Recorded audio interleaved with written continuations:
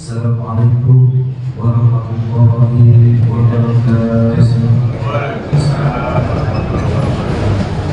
Alhamdulillah, alhamdulillah rabbil alamin. Hamdan katsiran tayyiban mubarakan fih. Asyhadu an la ilaha illallah wahdahu la syarika lah wa asyhadu anna Muhammadan abduhu wa rasuluhu la nabiyya ba'dahu. Allahumma shalli ala sayyidina Maulana Muhammad wa ala alihi wa sahbihi ajma'in. Yang kami hormati pada seluruh jemaah sekalian semua, insyaallah dengan Allah Subhanahu wa taala. Alhamdulillah sama-sama kita panjatkan kehadiran Allah Subhanahu wa taala, karena pada pagi hari ini alhamdulillah kita masuk diberikan nikmatnya, baik nikmat iman, nikmat Islam, nikmat sehat, dan nikmat agama, sehingga kita masih bisa beraktivitas seperti biasa, dan alhamdulillah masih bisa mengikuti salat subuh secara berjamaah. Salawat dan salam sama-sama kita sampaikan kepada baginda Nabi besar Muhammad sallallahu alaihi wasallam, Sayyidul Anbiya wa Qudwatul Ummah. Semoga dengan salawat kita pada hari ini dijadikan kita sebagai umatnya, mendapatkan syafaat darinya, dan insyaallah langsung bersama dengan amin. Seperti biasa pada hari ini, hari itu berbagi kita, alhamdulillah kita bisa bersampaikan Al-Muharram punya asmi berbagai hasil, yang mana insyaallah akan diikuti kita dengan kajian, yaitu kitab Al-Majid Imam Indonesia. Untuk mendapatkan berkah pada pagi hari ini, mari sama-sama berjamaah kita buka dengan lafaz ta'awudz. Dan selanjutnya kama insyaallah kita langsung menangkan kajian dari dunia, dan kami dapat berkuliah insyaallah kita akan bersama kepada teman-teman yang asli.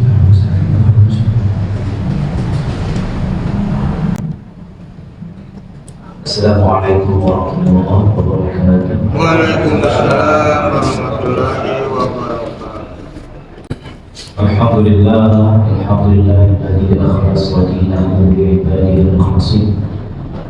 Wassalatu wassalamu ala sayyidina Muhammadin sayyidil mursalin wa ala alihi wa ashabihi ajma'in. Subhanaka la ilma lana illa ma 'allamtana innaka antal alimul hakim. Allahumma faqihna fid din wa 'allimna ta'wil. Subhanaka la ilma lana illa ma 'allamtana innaka antal alimul hakim. Qala Allah tabaraka wa ta'ala fil Qur'anil Karim fi qit'atin min ayatihi wattaqullaha wa yu'allimukumullah wallahu bikulli syai'in alim. Allah Subhanahu wa ta'ala berfirman pada potongan sebaris ayatnya, hendaklah kalian bertakwa kepada Allah, dan Allah pun akan mengajarkan kalian. Wallahu bikulli syai'in alim. Ilmu Allah meliputi segala sesuatu. Bapak-bapak, ibu, jemaah masjid Al-Ikhlas, 11 hari dirahmati Allah Subhanahu wa ta'ala. Selamat hari raya Idul Fitri. Saya baca aja. Baca aja. Sehat semua Bapak ya. Ibu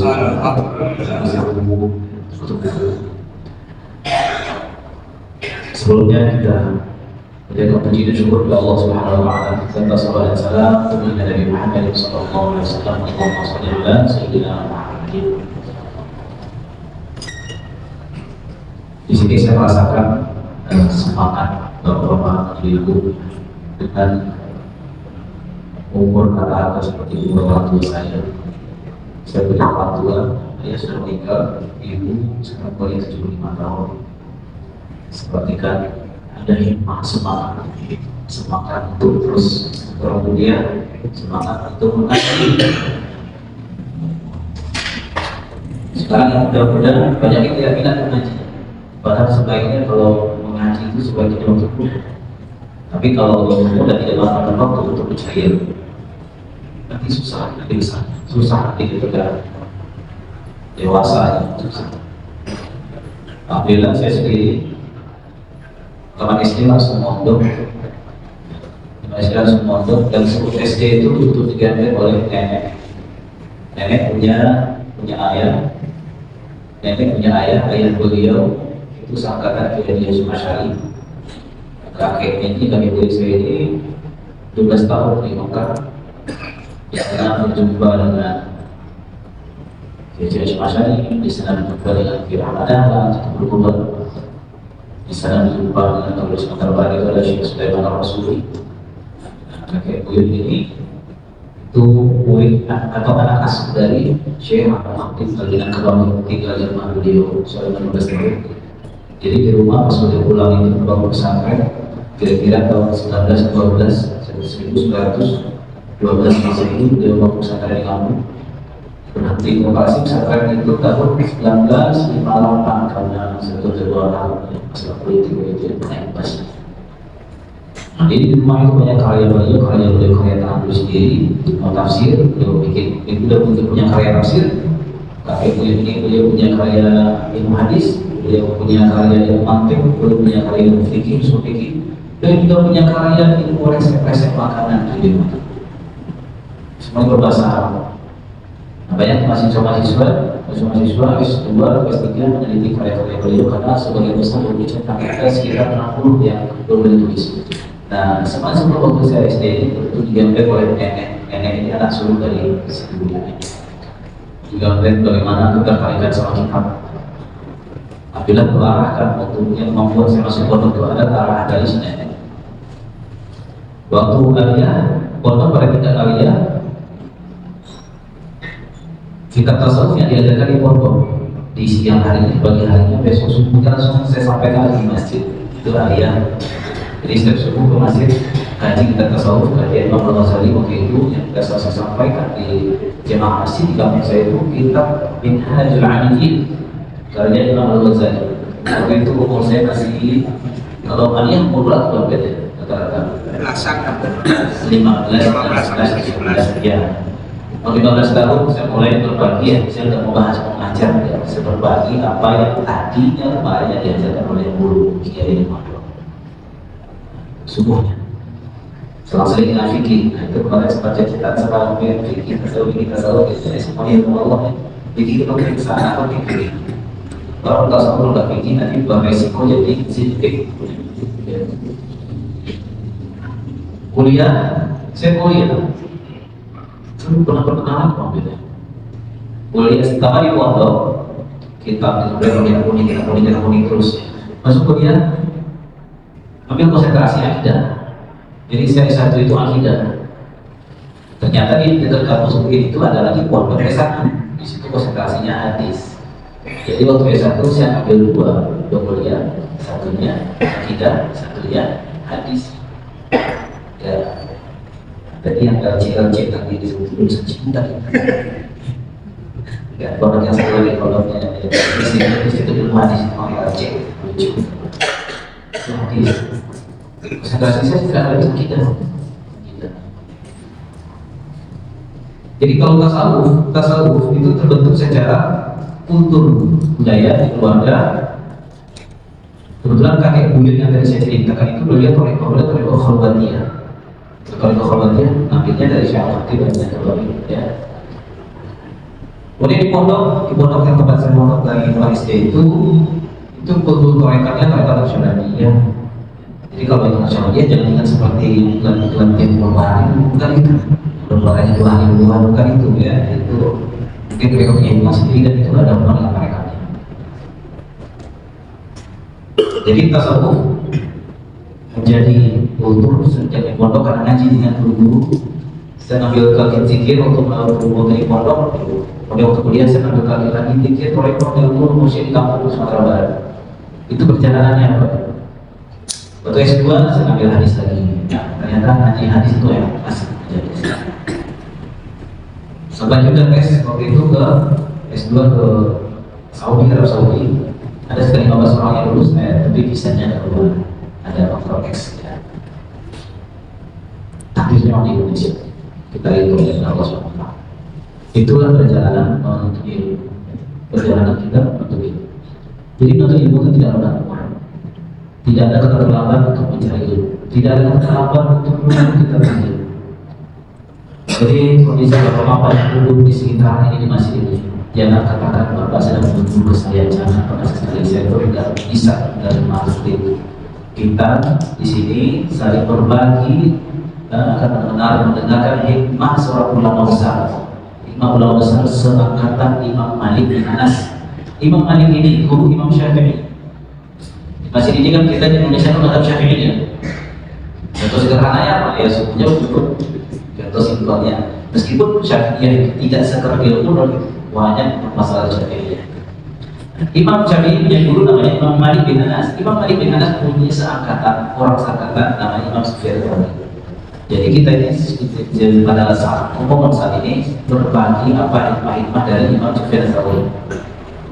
Bijak beliau berkata, Imam Sufyan Tsauri ini beliau al-fiqih, beliau ahli hadis, beliau ahli akidah, namanya ulama salaf, dia banyak keahliannya. Seorang tabi'in itu maksudnya murid dari tabi'in itu murid dari sahabat murid dari Nabi punya murid disebut sahabat itu bukan teman, bukan sahabat, murid para Nabi digelari dengan sahabat, murid sahabat nanti gelarnya tabi'in, murid dari tabi'in istilahnya tabi'in. Imam Sufyan Tsauri tabi'in. Berarti kita mendengar kalam-kalam ucapan ulama termasuk generasi awal. Begitu Bapak dan Bapak Allah Subhanahu wa Ta'ala. Apa gerakan yang kita masih menyempatkan diri kita untuk duduk mengaji mendengarkan ini? Kan tidak sesederhana isi waktu luang. Ya, daripada ulama dulu betul-betul kita itu ingin belajar, mengikhlaskan niat belajar untuk ilmu karena Allah Ta'ala. Semoga duduk di sini bukan untuk isi waktu luang ya, sekedar isi waktu luang, betul-betul belajar, sama-sama kita belajar. Siapa belum membaca, belum tahu apa yang akan yang kita bacakan nanti, di mana nanti akan kita baca dari Imam Sufyan Tsauri, dan yang tadi kita jelaskan Allah Ta'ala, dan sebelumnya kita kirimkan Al-Fatihah untuk beliau Imam Sufyan Tsauri. Al-Fatihah. Alhamdulillah.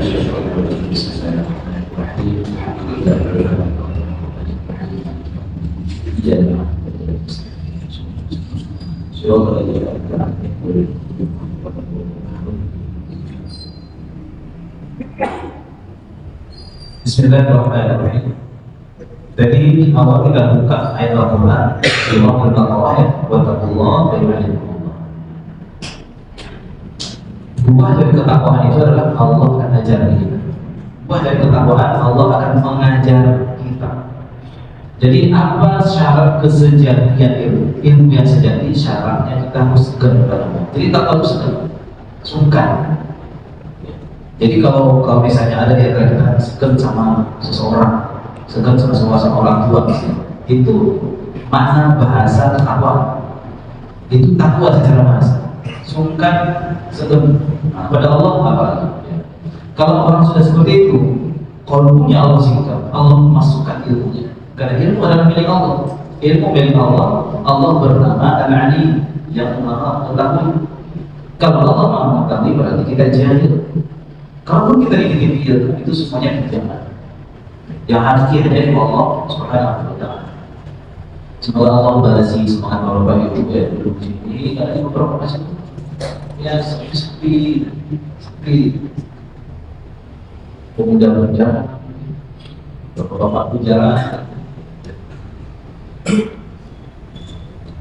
Hikmah pada kali ini ada sebuah hikmah dari Imam Sufyan Tsauri yang sering kita dengar barangkali. Beliau berkata, "Ridwan nas ghayatun la tudrak, wa talabul dunya ghayatun la tudrak." Mengharapkan ridho manusia itu adalah sebuah cita-cita yang tak akan pernah tercapai. Mengharapkan orang ridho pada kita, mengharapkan orang selalu setuju dengan kita, itu tidak akan pernah tercapai sebelumnya. Kita punya pendapat, jangan harap orang sepakat semua dengan pendapat kita. Sekelas Nabi Muhammad SAW dengan segala kebenaran yang beliau kembali, ada nggak orang tetap tidak sepakat dengan beliau? Tetap ada. Ada nggak orang tetap benci pada beliau?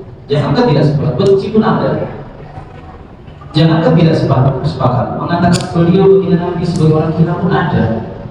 Jangankan untuk sepakat dengan beliau, orang mengatakan sang Nabi adalah tukang sihir pun ada.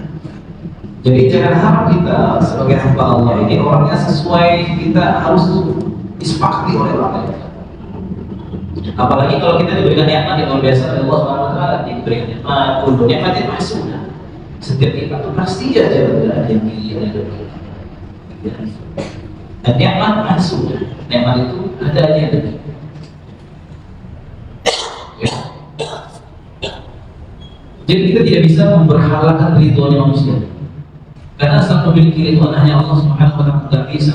Kita kalau dalam hidup kita terlalu banyak narsis kepada makhluk, nanti dikhawatirkan wafatnya itu dalam kondisi tidak baik. Jadi narsis ya, narsis pada makhluk, beribadah di dipandang, beramal dirinya, berdonasi disebut namanya. Ya. Pernahkah di antara kita merasakan di hatinya? Mungkin gak tahu kalau di sini di beberapa masjid itu masih ada budaya menyebutkan siapa donaturnya. Waktu minum replika itu ada si itu dia makan 1 juta, nyumbang 500.000, kita sama siapa gitu. Menyebutkan nama itu gak masalah, tidak ada dosa di sana, gak masalah. Dosa gak nyebutin nama orang yang berwakaf, berinfak, ngomong seperti itu, gak dosa, boleh, gak ada dosanya. Gak salah juga kalau deklarasi menyampaikan. Tapi ujiannya pada diri orang yang namanya sebut. Seandainya luput si DKI menyebut namanya, padahal dia sudah bernarasi, mungkin dia paling banyak. Yang lain rata-rata sebut dari pas dia 1 juta, yang lain rata-rata 500.000, nyampe dia 5 juta.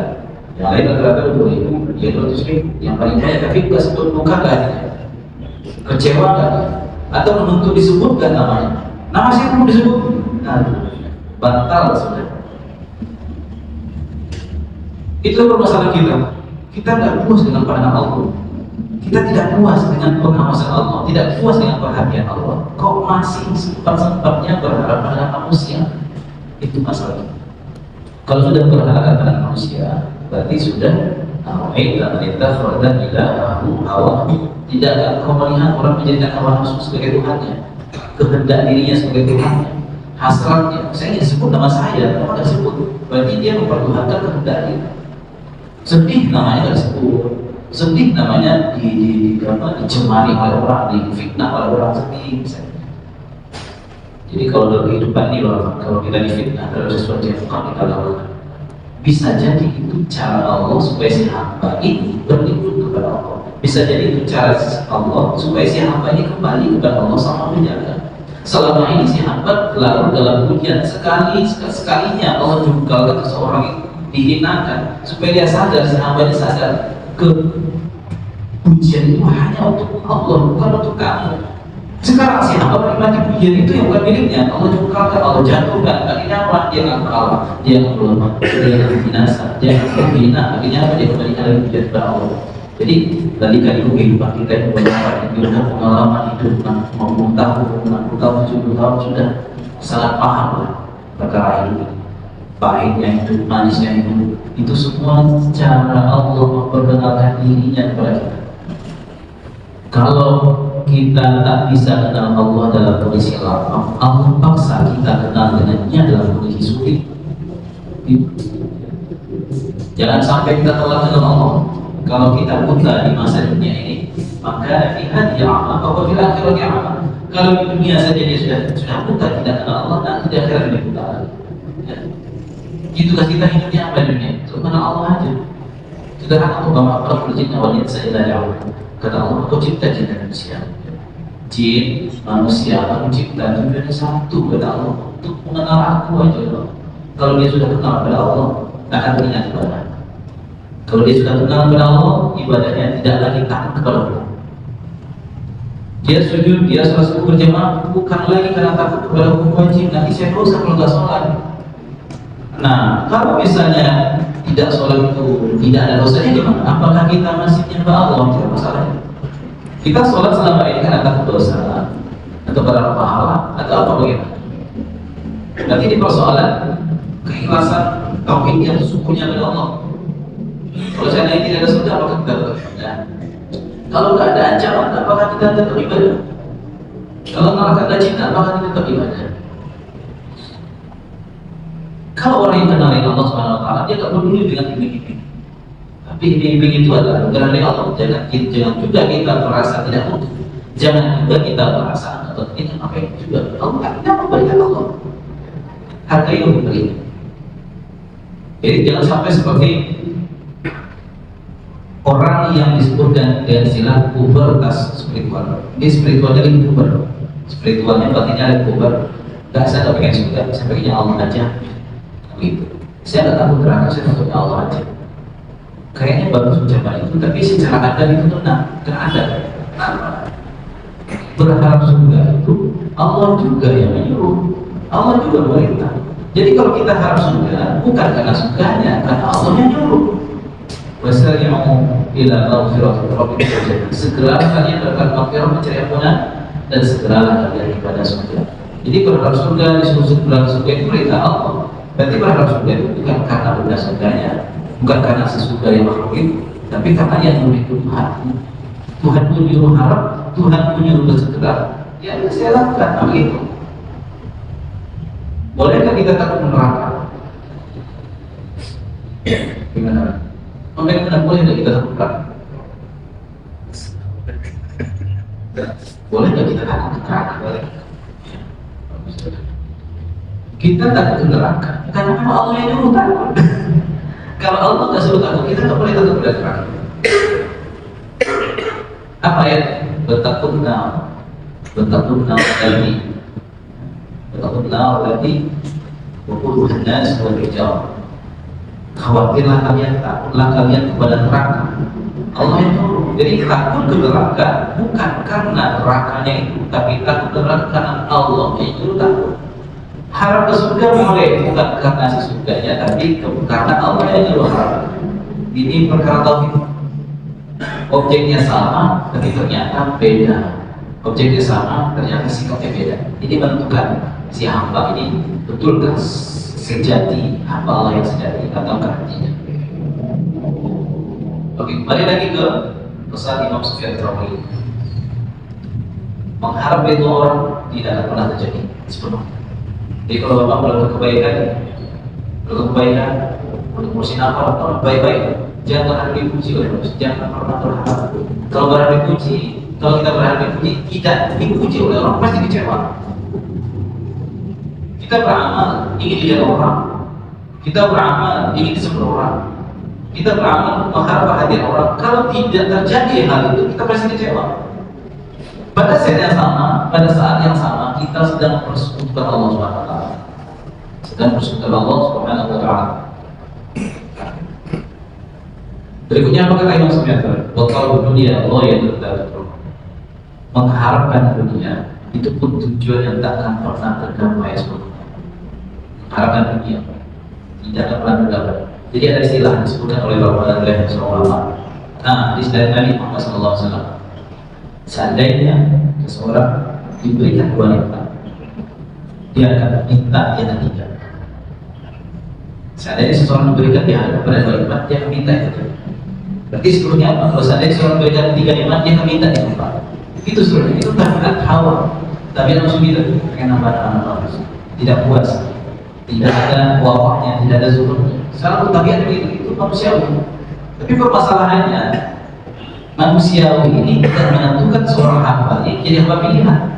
Manusiawi ini hanya persoalan eksistensi jasad dia di dunia. Tapi yang menentukan dia sebagai hamba sejati Allah bukan faktor manusiawinya, tapi sejauh mana dia mengendalikan unsur manusiawinya.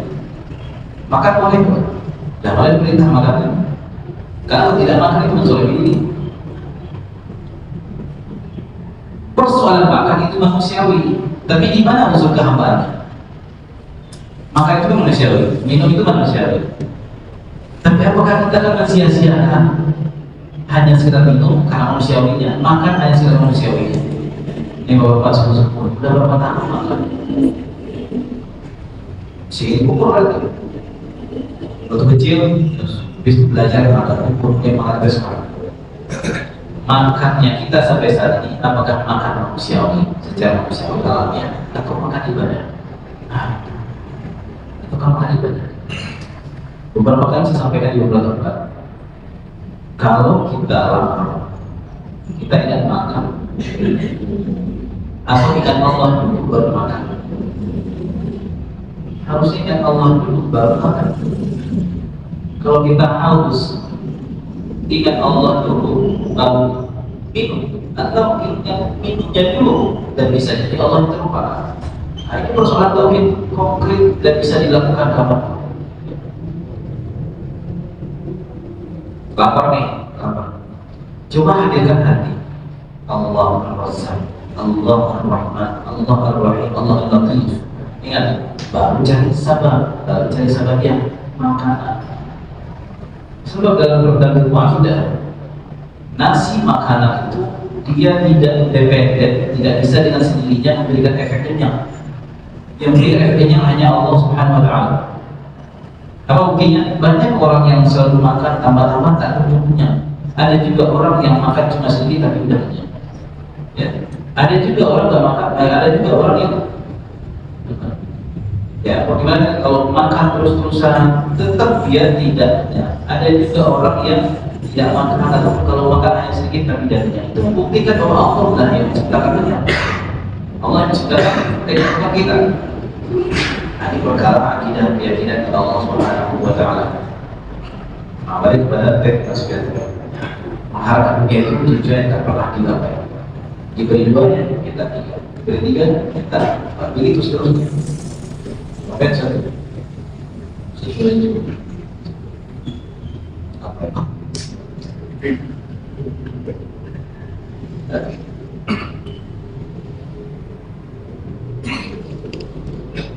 Sekarang pertanyaannya, apa sih sebetulnya dunia itu?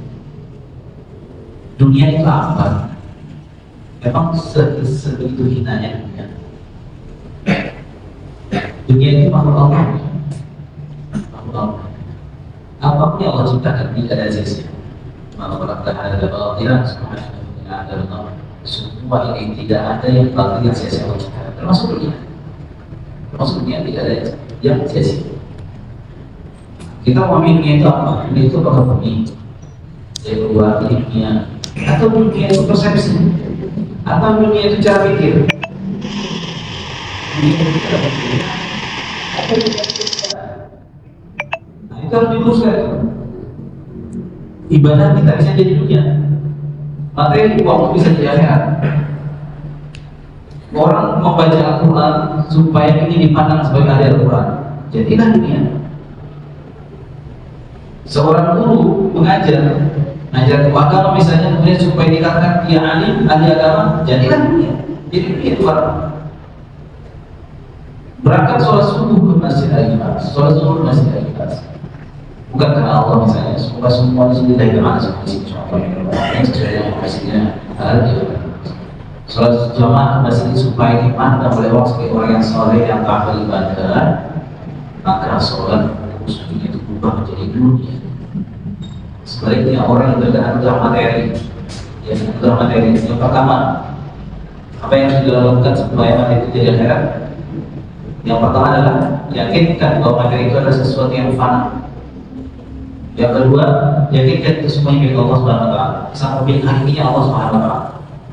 Kalau sudah dia itu semua milik Allah Subhanahu Wa Taala, ketika lenyap dia tenang. Dia mudah melupakan cara berpikir miskin, mudahnya berinfak, berzakat, sedekah. Maka fulus tadi, duit tadi yang selama ini katakan duit itu dunia, akhirnya nanti menjadi akhirat. Kendaraan dikolokasikan sebagai dunia, kalau digunakan pada kebaikan jadi akhirat. Jadi dunia bukan persoalan kebendaan, tapi dunia itu adalah cara pikir. Dunia itu cara pikir. Ya. Bisa nggak haji atau umroh jadi dunia? Kan ibadah. Bisa jadi dunia. Ketika dia tidak peduli ke pulang-pulang dekatnya, tangganya, dia menikmati umroh, menikmati haji, jadilah haji dan umroh itu dunia lah. Udah berubah itu, baru pegang itu, udah berubah niatnya. Maka Allah SWT memandang korban kita, memandang korban kita tidak yang lain. Kalau dengan korbannya Allah SWT, dia jadilah hamba sejatinya Allah SWT. Berarti dia diarahkan untuk mengenal Allah Subhanahu wa taala, wa ma khalaqtul jinna wal insa illa liya'budun.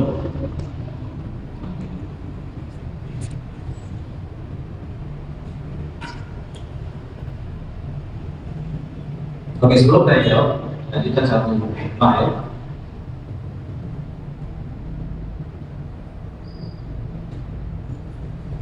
Qala Sufyan Tsauri, laisa talabul ilmi fulan an fulan, innama al-ilm khasyatullah azza wa jalla.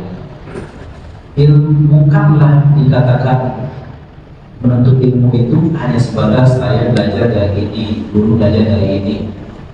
Yang dikatakan menuntut ilmu itu, yang dikatakan orang ilmu itu tidak sebatas ketika dia mengatakan saya belajar dulu saya ini sasarannya ini sisi sampai punya Rasulullah. Bukan itu poinnya. Bukan ya? Sangat saya di sini, sangat saya banyak, jasa saya banyak, guru saya banyak. Nah, poin ilmu tidak di situ. Poin ilmu apa kata beliau? Innamal ilmu khasyatullah azza wa jalla. Semakin dia berilmu, semakin suka pada Allah. Semakin dia berilmu, semakin tahu diri. Semakin berilmu, semakin berguru. Semakin berilmu, semakin tahu bagaimana menyikapi perbedaan. Maka orang yang tidak suka melihat perbedaan itu orang yang ilmunya sudah terbayarkan, berarti badannya kecil. Maka ada ungkapan ulama, an-nasu a'da'u ma jahilu. Manusia itu cenderung memusuhi apa yang belum diketahui.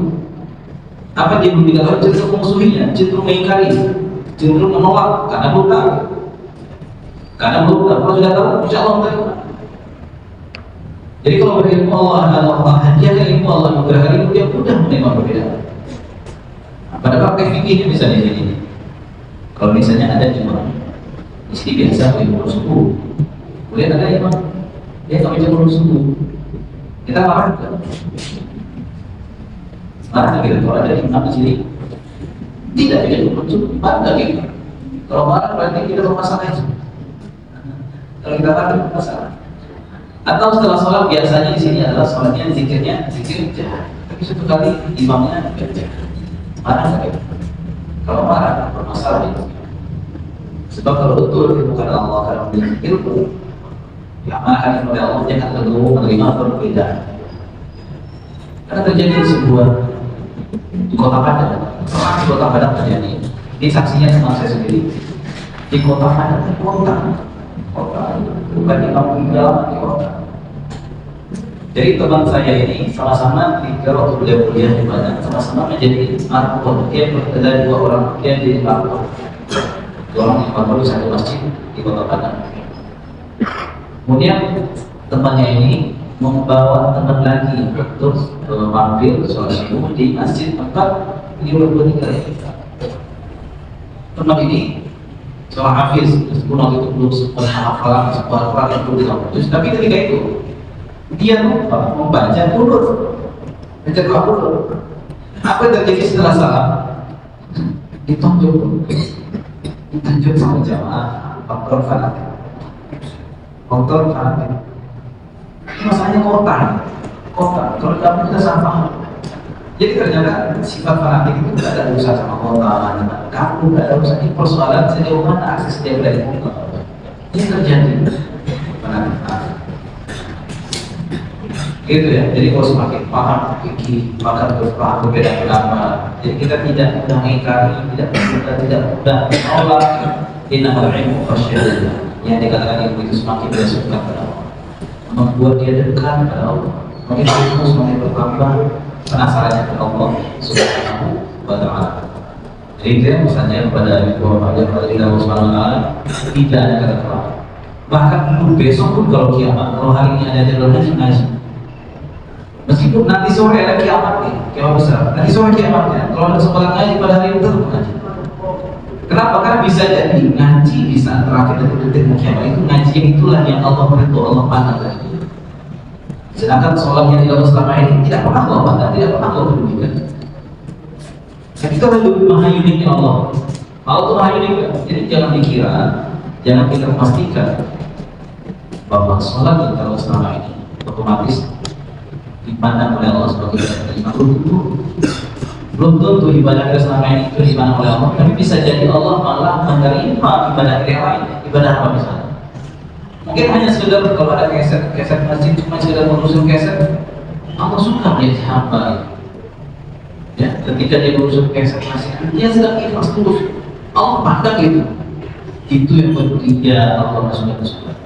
Sementara ibadah selama ini tak satu pun yang Allah pandang. Bagaimana mungkin kita merasa percaya diri ibadah kita dipandang, sujud kita dipandang, sholat kita dipandang, rukuk kita dipandang, baru takbir saja pikiran kita sudah terjawab. Baru takbir saja, tidak ingat lagi kepada Allah. Sholat itu yang diterima, sholat itu kan yang dipandang. Kita muhasabah, mengcross-check diri, layak sholat ini. Tapi bukan berarti bahwa ibadah saya masih kacau balau, layak terima, ini berarti ibadah bermasalah lagi. Teruslah maju, teruslah sungguh-sungguh cinta Allah jatuh kepada kita. Ya, sungguh cinta Allah jatuh kepada kita. Maka bapak, ibu yang diberikan umur yang panjang oleh Allah Subhanahu Wa Taala, ada yang bonus dari apa? Sudah melebihi Rasulullah. Rasulullah berapa? Dikasih bonus. Barangkali sebelum genap 63 ada ibadah yang bermasalah, Allah kasih bonus untuk menambah. Maka syukuri itu. Semoga bapak ibu semua sehat, dan saya bersemangat ibadahnya, semangat dengan Allah. Sahabat Nabi, jangan dikira mereka itu membersamai Nabi ketika mereka itu sejak muda. Banyak juga sahabat Nabi yang masuk Islam sudah sepuh. Contoh siapa? Salman Al-Farisi. Salman Al-Farisi itu sepuh, umurnya panjang, jauh lebih tua dari baginda Nabi Muhammad SAW. Cukup itu selama. Jadi sahabat Nabi itu lengkap dari yang kecil, dari yang remaja sampai dari kepandang mulia. Yang dipandang apa saja, mana cintanya? Bagaimana cintanya kepada Rasulullah SAW? Yang berada itu, Ustaz. Ada yang bertanya bagaimana?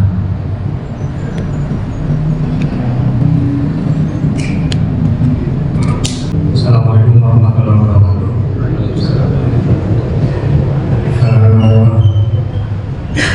Terima kasih Buya yang saya hormati. Jadi tadi saya agak tergelitik yang disampaikan oleh Buya yang ketika kita selesai sholat, kebiasaan di masjid ini misalnya atau di masjid itu ada zikir, karena memang imamnya biasa zikirnya jahat gitu. Kemudian tadi disebutkan suatu hari imamnya zikirnya kejahat, sedangkan para makmum itu kebiasaan ikutin yang jahat gitu. Akhirnya dia pada tengok-tengokan gitu, kok diem aja gitu. Tadi Buya mengatakan berarti kalau kita apa ya istilahnya, jadi risih gitu, kok nggak ada zikirnya gitu. Buya mengatakan jadi kita apa namanya, bermasalah lah gitu ya. Tentu saja bermasalah gitu ya. Selama ini memang kadang-kadang seperti itu dalam hal jadinya. Kok ya kita ingat kayak berdoa gitu kan. Kira-kira itu aja. Terima kasih. Assalamualaikum warahmatullahi wabarakatuh. Hukum asal berzikir setelah sholat itu ada dalam Sahih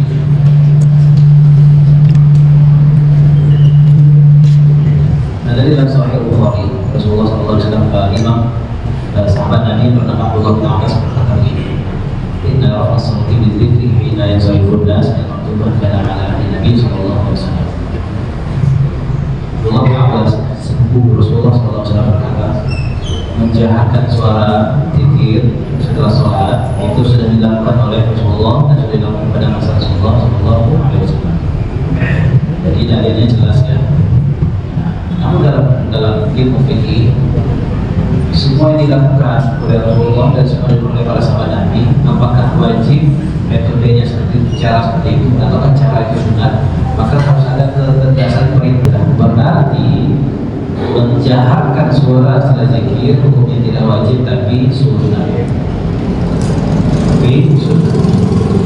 Namun unsur kebersamaannya dominan, mengajak orang satu hati, kemudian membuat orang yang lupa jadi ingat, membuat orang yang belum hafal jadi hafal. Nah itu ya. Juga bukan berarti ketika semuanya sudah hafal semua, berarti sekarang udah nggak usah lagi, enggak juga salah lagi. Kenapa? Dulu Rasulullah itu menjaharkan bacaan zikir, banyak juga kok sahabatnya sudah hafal, tapi beliau tetap menjaharkan zikir. Berakar dari hukum mengangkatkan suara ketika zikir tidaklah wajib, meskipun telah jadi kebiasaan sebuah masjid, maka itulah penting kebijaksanaan makmum. Jadi tidak hanya imam saja yang dituntut mengerti hukum sholat berjamaah, makmum pun harus mengerti hukum sholat berjamaah. Harus mengerti mana yang wajib, mana yang sunnah, mana yang rukun. Kebiasaan hidup, kebiasaan yang berlaku itu bukan dalil. Dalil Al-Quran dan hadis dan ijma, kesepakatan para ulama, itu yang dalil. Kalau misalnya suatu kali si imam tidak baca jahar, kemudian semua risih. Kenapa risih? Karena tidak biasa. Kenapa risih? Karena tidak biasa dengan perbedaan. Itu fungsinya kita tahu. Kalau sudah tahu, kita akan memahami. Kemudian ada poin kelima tadi. Kok tidak berzikir? Bedakan tidak berzikir dengan zikirnya disirkan. Beda kan? Sampai juga ketika kita mendengar puasa, mungkin kita sholat berjamaah di suatu masjid yang kita tidak biasa di sana, baca Fatihah langsung alhamdulillahirabbil alamin. Itu belum tentu dia tidak baca bismillah. Bisa jadi dia baca bismillah tapi disirkan. Mazhab siapa? Mazhab Imam Hanbali. Kalau mazhab Imam Abu Hanifah, Imam Hanafi tidak boleh membaca bismillah. Kalau dia kata mazhab Maliki disirkan, mazhab Hambali disirkan, mazhab Syafi'iyah dijaharkan. Artinya perbedaan itu harus kita ketahui bersama. Apalagi dalam perkara ibadah yang sudah kita lakukan setiap saat harus paham. Jangankan perkara itu, jangankan perkara zikir. Banyak makmum itu yang tidak paham perkara fikih lupa. Ada fikih lupa. Imam lupa nih. Imam lupa. Yang dilupakan oleh imam ini adalah gerakan sunat, tapi oleh si makmum dilakukan teguran dengan subhanallah. Gak semua lupanya imam itu ditegur. Gak semua lupanya imam itu harus diingatkan. Enggak. Apa contohnya? Kalau misalnya di sini imam sholat zuhur, sholat asar, sholat isya, sholat maghrib, itu kan semua sholat ini yang empat itu kan ada tahiyat awal, ada tahiyat awal. Tiba-tiba si imam lupa duduk, langsung dia berdiri tegak. Reaksi imam gimana? Subhanallah ya. Itu masalahnya.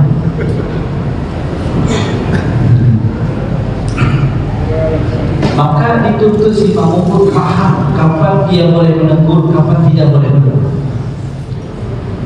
Jadi begini cara mainnya. Kalau si imam pada rakaat kedua dia sudah terlanjur berdiri tegak lurus, semestinya duduk karena dia awal. Tapi subhanallah kata si makmum, subhanallah ini imamnya juga apa, makmum juga apa. Akhirnya si imam duduk kembali ke tahiyat awal. Batal sholat itu. Kenapa batal? Tahiyat awal hukumnya sunat. Berdiri tegak itu sudah pada posisi rukun. Rukun itu wajib. Kembali dari yang wajib kepada yang sunat yang sebelumnya itu membatalkan sholat. Kembali dari wajib menuju sunat itu membatalkan. Jadi kapan si imam boleh menegur si imam dengan subhanallah? Ketika si imam berdirinya belum sempurna, masih kayak begini nih, si imam coba tangkap subhanallah. Belum sempurna berdiri si imam, kalau imam balik duduk itu sholatnya tidak batal. Karena belum sempurna berdiri. Ada dalilnya? Ada dalilnya. Hadis riwayat Imam Daruqutni adalah Bulughul Maram. Apa kata Rasulullah SAW? Man qama fi rak'ataini wastatama qa'iman fala yajlis. Siapa orang yang tiba-tiba berdiri pada rakaat kedua, pada rakaat kedua dia terlanjur berdiri di lupa tahiyat awal, fastatan maqa'iman, berdirinya sudah tegak lurus, fala yajlis, jangan kembali duduk, dilarang tersebut. Kenapa? Boleh duduk batal sholat. Si imam, si makmum memandang ini lupa nih, pokoknya asal lupa subhanallah. Si imam karena tak paham, dia putar lagi. Harus paham, ya, itu harus paham untuk fikih lupa. Ada contohnya, kalau sama-sama tahu, ya udah baru berdiri. Jadi si makmum bagaimana di belakang? Berdiri semua. Beda kalau si imam terlanjur berdiri pada rakaat terakhir, duduk tahiyat akhir wajib. Kalau si imam terlanjur berdiri, maka memang harus kembali duduk. Kenapa? Karena status duduk yang terakhir itu memang wajib. Posisi si imam tadi yang terlanjur berdiri, yang mestinya sudah masuk rakaat tambahan, berdiri kan bagian dari rukun sholat kalau dia mampu. Wajib kembali ke wajib, hukumnya setara, tidak dibatalkan. Kalau yang tadi terlanjur berdiri pada rakaat kedua, wajib turun ke sunnah, hukumnya tidak setara, membatalkan sholat. Jadi penting diketahui mana yang terjadi di masing-masing ketika si imam pada rakaat kedua sudah terlanjur berdiri, duduk lagi batal sholat semasjid. Hati-hati. Jadi mohon ini dihafal ya, barangkali ada imam yang mempret, aduh main pura-pura berdiri lagi. Latihan ya kan kita tuh makhluk yang lupa kan. Tapi di ujung sholat itu memang disunahkan sujud bersama. Ya, makmum ikut sujud sahwi juga, meskipun makmum tak lupa. Kenapa makmum ikut sujud sahwi? Ikut kepada imam. Ju'ailan imam liyuktab nabi, imam dijadikan untuk diikuti, itu katanya. Ya, imam dijadikan sebagai pedoman. Jadi kalau imam sujud sahwi, makmum juga ikut, meskipun makmum bukan lupa. Gitu ya, Allah Ta'ala.